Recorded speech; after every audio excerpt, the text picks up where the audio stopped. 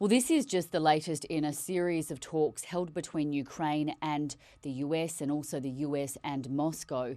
Washington and Kyiv are desperately trying to find a path forward to ending the war with Russia.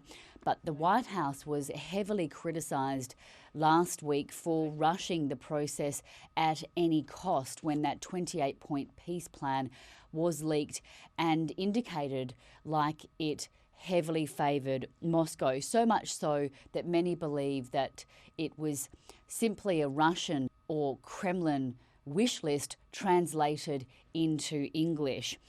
These talks began with a promising tone.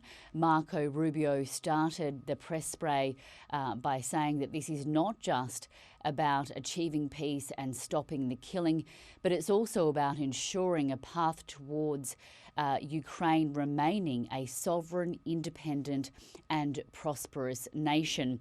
The language was interesting. It differs somewhat from what the US President Donald Trump has used of late. He almost seems as though he's frustrated and become impatient with just how long this process is taking. So perhaps today's language is deliberate, given the heavy criticism aimed at the administration last week.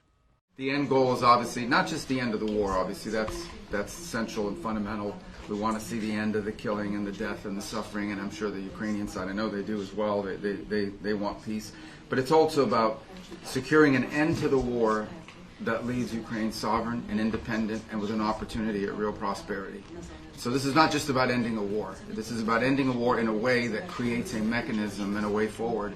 We are discussing about the future of Ukraine, about the security of Ukraine, about no repetition of aggression of Ukraine, about prosperity of Ukraine, about how to rebuild Ukraine. And we are thankful for the efforts of United States and its team to helping us. US is hearing us, US is supporting us, US is walking beside us. And we are thankful for all what has been done until today, and we're looking forward to have a successful, productive meeting today. So that was Rustem Umerov, Ukraine Security Council Secretary there. He's leading this delegation from Ukraine, this time after the shock resignation of Andrei Yermak on Friday, who was the long-time Chief of Staff to Ukraine's President Volodymyr Zelensky.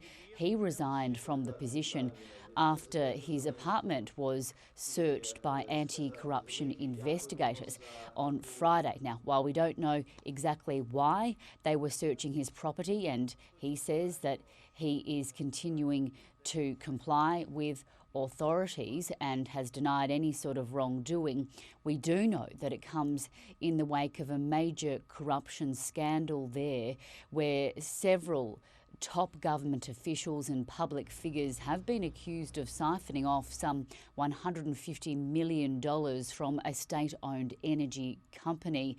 And this has, of course, outraged the public because they live day by day with rolling blackouts because of those Russian airstrikes. As to the peace talks and where to from here, Special Envoy Steve Witkoff and also Jared Kushner, Donald Trump's son-in-law, are expected to travel to Moscow this week, where they'll meet with Russian President Vladimir Putin, where they're hoping that he might come to the table.